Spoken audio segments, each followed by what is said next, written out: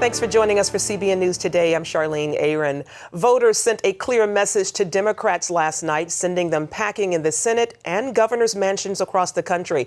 Republicans are celebrating, but as Jennifer Wishon reports, they'll soon have to get to work putting their campaign promises into action. After a sweeping election, there's no question Republicans are in charge on Capitol Hill. Are you having a good time?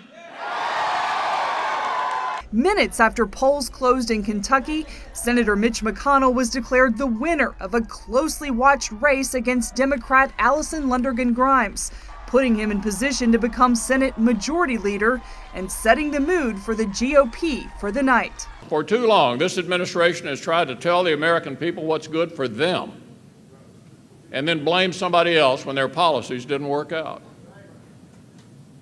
Tonight, Kentucky rejected that approach. Voters across the country rejected the president's policies, helping Republicans rack up victories in 7 states, including North Carolina, Colorado, and Iowa, the state that launched President Obama into the White House. Their voters elected a conservative woman who grew up on a pig farm and who says her mission is to go to Washington and cut pork. Well, Iowa, we did it! We did it! In Kansas, incumbent Senator Pat Roberts held on to his seat after a strong challenge from independent Greg Orman.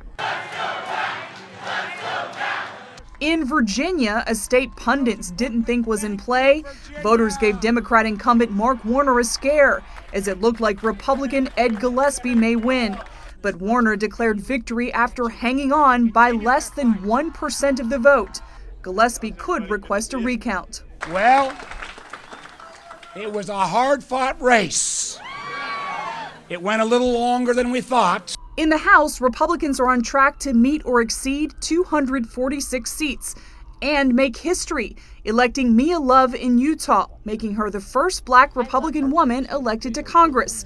And Elise Stefanik in New York, the 30-year-old becomes the youngest woman ever elected to Congress. In governor's mansions, many Democrat incumbents will spend the holiday season packing their bags, as GOP candidates won governor's races in the president's home state of Illinois and other reliably blue states like Massachusetts and Maryland. Wow, what a historic night in Maryland. Big nights for Scott Walker in Wisconsin, Rick Scott in Florida, and Sam Brownback in Kansas, as all 3 Republican governors held on to their seats. Back in Washington, President Obama now has no allies in the congressional majority to help push his agenda his last 2 years. He'll meet Friday with congressional leaders to discuss the road forward. Sometimes blaming the other side is easier than doing the hard work of governing. Now that it appears Republicans have a majority on Capitol Hill, they'll have to roll up their sleeves and get to work appeasing an electorate that's tired of gridlock. Jennifer Wishon, CBN News, Capitol Hill. Regent University Executive Vice President Dr. Paul Bonajelli served in the George W. Bush administration, and he joins us now for some analysis. Thanks for joining us this morning. My pleasure. Certainly a big win for the GOP. Was this more of for the GOP, a win for them, more so against the president? I think mostly against the president, no question. But when you look at federal races, the Senate races, when you look at governor's races, House races, legislatures, across this country, Democrats were repudiated. So it's not necessarily an endorsement for the Republicans, but it is saying the way things have been happening, the Democrat brand is in real trouble, and they want to try the other side. It's a protest vote, but the Republicans get an opportunity out of it. Definitely. Well, Mitch McConnell will likely become the Senate Majority Leader. Tell us about him and how you expect him to lead. I was working for Congress when he came into the Senate, and he was not someone you would think would end up as a Senate Majority Leader and making big waves. He's changed that. I think he's going to be a determined leader, whether or not he can actually bring everybody with him in a unified way, simply because he has been through the worst of it. He almost lost his seat in a primary. He survived through this quite well, and there are a lot of senators that came into power on their own right. They weren't just a rejection of Obama. They campaigned well, like Joni Ernst in Iowa and others. And so he's going to have a collection of people that are feeling their time to do something. He won't be just a fatherly, leader. He's going to have to get people together to really do what he wants. Indeed. Well, Texas Senator Ted Cruz is renewing his call for repeal of Obamacare.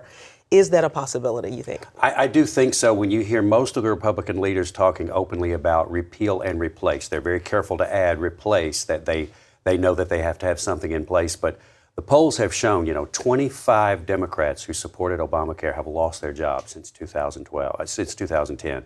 That's a lot of people, and it is a real repudiation of it. Definitely. Well, the winners are certainly mainstream Republican candidates. Does that signal a decline for Tea Party?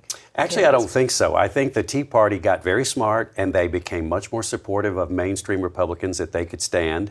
And the mainstream got better about saying, these people are not totally crazy. This is not the year when Republicans put up 4 or 5 kooks that you're totally embarrassed about what's going to come out of their mouth. Nothing like that happened. Good candidates who know how to run campaigns. They took advice from one another, and I think they've solved that problem for the most part. The president is meeting with congressional leaders this week. Do you think that he'll try to work with the new Congress or continue pursuing his own agenda through executive orders? The latter. I think the president will try to make nice. He could really surprise us and come out swinging this week. But I do think that the main thing to look for is the president is the kind of politician. Actually, he's not a very good politician, I think. He doesn't understand that compromise is necessary. He will insist on his way, and I think the Republicans have an opportunity to spend 2 years building a case for why the entire government needs to be trusted to them so that they can put into place, an agenda. And talk about the big wins in governor races, too. And how big is that for the GOP nationwide? These are huge. I mean, these are governor's races like in Maryland that you would have never expected to go to the Republicans. There are 3 or 4 pickups, and they are in blue states. And I think, again, it is a rejection of the brand the Democrats have put forward with President Obama. But the wins are pretty big. I mean, some of them are 2 or 3 points. Some of them are bigger than that. And I think it is an opportunity for the Republicans to build upon. And talk about the big win in Virginia. It's really close right now. Very close right now. I mean, if it stops right now, Warner holds on. But the fact that John Warner is struggling through the night and may win by 1 percentage point is unbelievable. And it's 2 things. It is a rejection of the president. It's proof that Virginia is not a blue state by any stretch of the imagination. It may be purple for sure, but it also is testimony to Ed Gillespie. Thank you so much for joining us today, Dr. Paul My pleasure. Bonicelli. Well, the economy and national security topped the list of voter concerns Tuesday. 72% of those polled admitted they worry about another terrorist attack. 70% said the U.S. economy is in bad shape. Republican candidates campaigned against Obamacare, and for good reason. 47% of voters polled said the law goes too far. And in a year when numerous federal courts have struck down state marriage laws supporting traditional marriage, 49% of voters polled nationally on Tuesday voiced support for gay marriage. 48% were opposed. And recapping some ballot initiatives across the country, Tennessee voters approved a measure giving the state more power to regulate abortion clinics. But a Colorado proposal granting personhood to the unborn did not pass. And in North Dakota, an amendment requiring protection for life at every stage of development was defeated. In other ballot initiatives, Washington, D.C. voters approved a measure making it legal to grow and possess marijuana, but not sell it. And Oregon legalized the possession and sale of marijuana for those over 21 years old. In Florida, an amendment allowing medical marijuana use failed to achieve the 60% approval needed to pass there. And Republicans also swept governor's races across the country, including Ohio's John Kasich, who won re-election handedly. And Wisconsin's Scott Walker won a tough race in what's seen as a validation of his policies against big labor. Both governors are touted as potential candidates for the 2016 presidential election. It's interesting, the challenges we faced. You see, there was a group out of Washington-based special interests who thought they could spend a lot of money and a lot of time in the state and somehow convince the people of the state to be against something. I got to tell you, I'm an optimist. I believed all along if we got a positive message out that in the end, people of the state wanted to be for something, not against something. And look what happened tonight. Meanwhile, in Kansas, embattled incumbent Governor Sam Brownback fought back a strong challenge to win his second term, and Rick Scott narrowly defeated Charlie Crist in Florida. Well, plummeting gas prices are a welcome sign across the country. Analysts say the national average for unleaded is below $3 at just over $2.97. Lower prices at the pump are a big treat for consumer spending just in time for the holiday season. They're the lowest gas prices in 4 years. And drivers across the country couldn't be happier. It's going to go down even more. Thank God. Thank you. Thank you. Even better for delivery drivers, man. I'm delivering in the Bay Area, and cheaper gas helps me and my family. The national average, $2.99 a gallon. More than 60% of U.S. gas stations are currently selling gas lower than $3. Motorists in the Southeast are enjoying some of the cheapest prices in the country. But in one Texas town, $2.27 is the price to beat. That's cheaper than a gallon of milk in some places. Analysts cite several reasons for the cheaper pump prices, including U.S. oil production and more fuel-efficient cars, and refineries switching to production of less expensive winter blend gasoline. Drivers are saving anywhere from $10 to $20 a fill-up, leaving extra cash in their pockets. With someone that commutes, it does add up over, the weeks and the months. Those lower prices are a good sign for consumer spending as the holiday season approaches, because the more drivers save at the pump, the more they'll have to splurge on other pleasures. And AAA says gas prices are expected to stay at or below its current level at least through next spring. And some good news in the fight against Ebola. New numbers from Liberia show a dramatic decline in the rate of new infections. The Washington Post reports some of the busiest treatment facilities are only half full. Now, U.S. military officials are reevaluating plans to build 17 Ebola treatment facilities in the country. The original plan was for each facility to have 100 beds. Now officials say some could open with as few as 10 beds. So far, the U.S. has spent $360 million fighting Ebola in West Africa. Beaten and burned to death. That was the fate of a young Christian couple in Pakistan who allegedly desecrated the Quran. Pakistani police say a Muslim mob attacked the couple Tuesday in the eastern Punjab province. Under Pakistan's harsh blasphemy laws, anyone accused of insulting Islam or the Prophet Muhammad can be sentenced to death. The laws are often misused to settle personal scores and target minorities. Well, Pastor Saeed Abedini's mother has fled Iran out of fear for her safety. Saeed is the Iranian-born American pastor imprisoned in Iran for his faith. His mother has been an outspoken advocate for his release. Fox News reports that she's been barred from visiting him in jail and began to fear that she might be arrested too. After enduring constant threats and intimidation, she fled Iran with two of her children. Today, she's safe in another country and plans to come to the U.S. Coming up, how sex and violence on TV is hurting kids because parents are watching too much. A new study shows parents are becoming desensitized to sex and violence in entertainment, and that's having a direct impact on their children. Joining us now with more is Dr. Linda Mental, a licensed family therapist.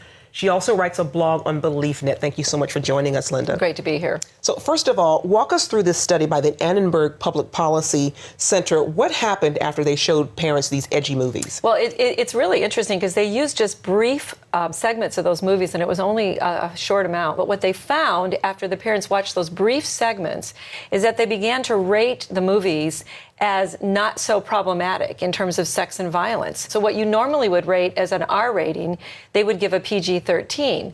And then what happened with that, as a consequence of that, they became much more lenient to what they thought was appropriate for their children to watch. That is pretty interesting. So what happens to the parents is that they get desensitized. So the real takeaway of the study is that the more and more you watch sex and violence in media, the more desensitized you become to that sex and violence. And then that has a ratings creep is what they call it. That is actually my next question for you. This ratings creep, when movies that would have been rated R 20 years ago are now rated PG or PG-13. Yeah, and the rate of violence in sexual content in movies has more than tripled since 1985. So if you just look at how much more is there, and then you think how much more we're exposed by the multiple screens that we can watch things on now, then this desensitizing effect is taking place not only for the parents, but also for those raters. Definitely.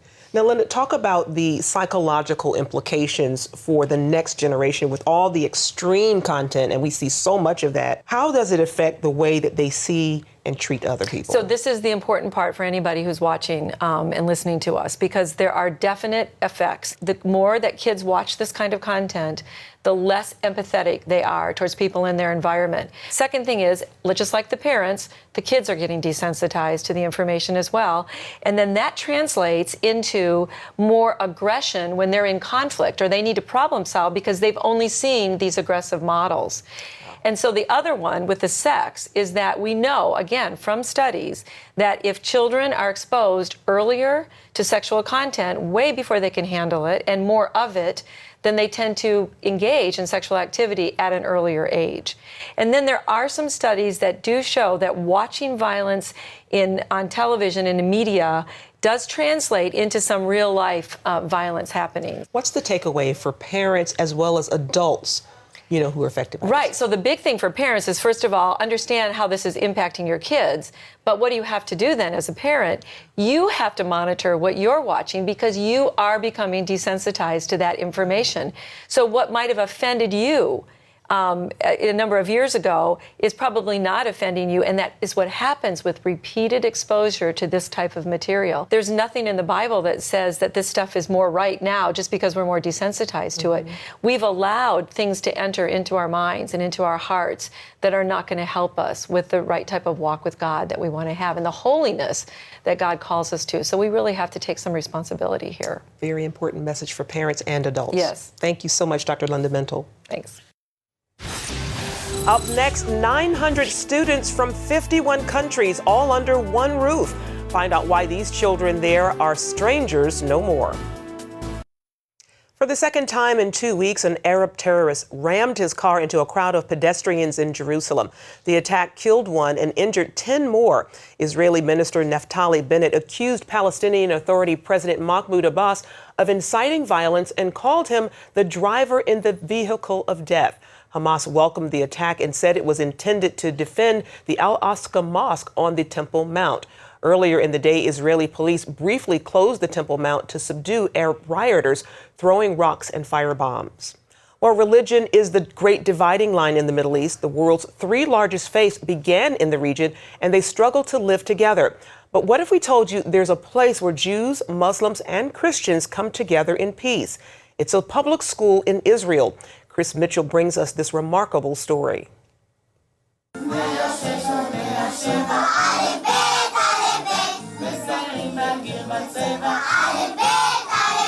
Welcome to Bialik Rogazin, a Tel Aviv public school with 900 students from 51 countries. מאיפה המשפחה שלך? מהפיליפינים. This is Israel from the Philippines. היא נולד בקונגו. Congo? What is your name? Netanel. Christians, Jews, Muslims, together. Not every day you see Arabic kids with Philippine kids go inside the gate together. Not every day in other schools you see the friendship of different kind of kids. Hanging out together. During Christmas time, we do have the Christmas tree and the Chanukiah, which is the light for the Jewish, and the lamp of the Muslims. The school is located in a neighborhood full of cast-offs, immigrants, and those struggling to make ends meet. Some of the school's children have seen unimaginable horrors, things that would break even the strongest adult. We have kids that are refugees, that they came all the way in the desert. They moved from country to country for 3-4 years. They saw the parents killed just in front of their eyes. A kid that comes sometimes by himself. He doesn't have anyone in the world.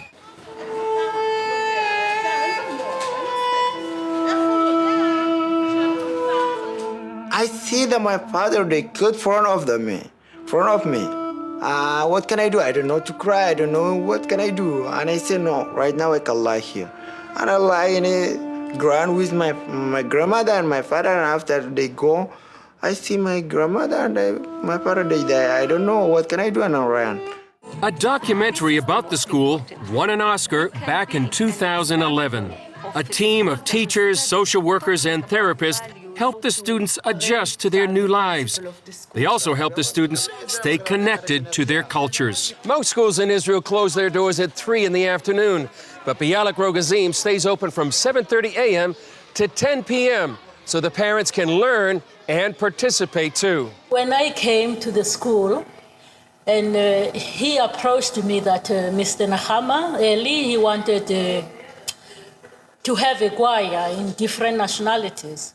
So I loved the idea. So I thought of it. So we created this choir, the papas and mamas, and we became family. Empowering the girls takes a special priority. Most of them come from very, very low belief in their abilities and very low self-image.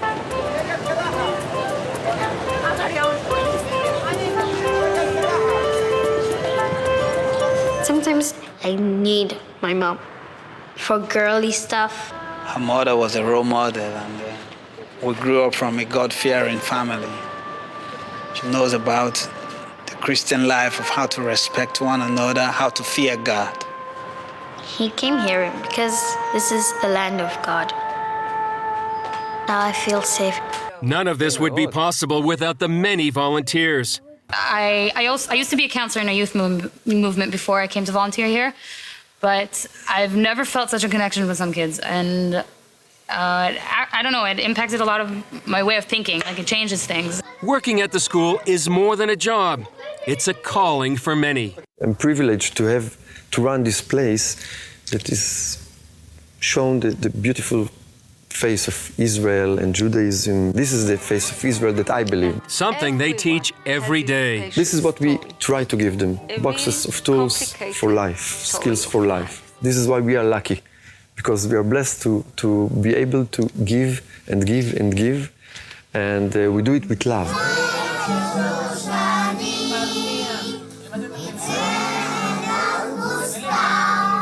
Chris Mitchell, CBN News, Tel Aviv. Finally today, everyone's heard that exercise is good for you, but did you know it can still pay off even if you're older? A new study found that older people who walked and did basic strength exercises every day have a better chance of staying mobile. The study is being published in the Journal of the American Medical Association. It involved people from 70 to 89 years old. Many of them who started the study had health problems like diabetes and high blood pressure, and even previous heart attacks and strokes. Well, that's it for now on CBN News Today. We hope you'll join us next time. Have a great day and God bless.